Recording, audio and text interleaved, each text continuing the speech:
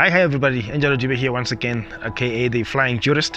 Recently a report came out concerning the plane crash in 2016 involving an aircraft from Egyptair. So that airliner crashed into the sea after smoke was seen coming out of the cockpit. There's plenty of reports about this online, so you can go check it out. But what is interesting is that when the aircraft went down, killing all 66 people on board, most people had one reason or the other to try and explain what happened there. Most people thought perhaps a bomb had exploded inside the aircraft, and they were trying to figure out who could have brought a bomb into that particular aircraft, given the amount of security that goes on before people climb onto an aircraft. Others actually were pointing fingers towards perhaps possible involvement of terrorists. Some were saying terrorists were involved, they're the ones who took down the aircraft, blah blah blah blah blah blah. Guess what? The report came out and the suggestion is extremely bizarre. The fire started in the cockpit indeed, and the cause of the fire was the pilot himself. What did he do?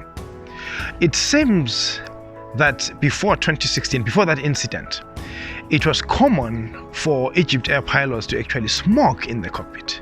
And on this particular day, the pilot, one of the pilots inside the cockpit actually lit up his cigarette to smoke, and unbeknown to him, the oxygen from one of the oxygen tanks in the cockpit was actually set to a setting that allows it to push the oxygen under pressure. Instead of being set to flow on demand, to the normal mode where it would be flow on demand, it was set to a mode called emergency mode, and there the pressure is a little bit increased, and therefore, because it was set to that emergency mode, when he lit the cigarette, the fire started. And obviously they lost control of the aircraft and it plunged into the sea, killing all 66 people on board. It's an interesting report because for once it's pointing towards the cockpit itself and the carelessness of the person in charge of the aircraft at that time.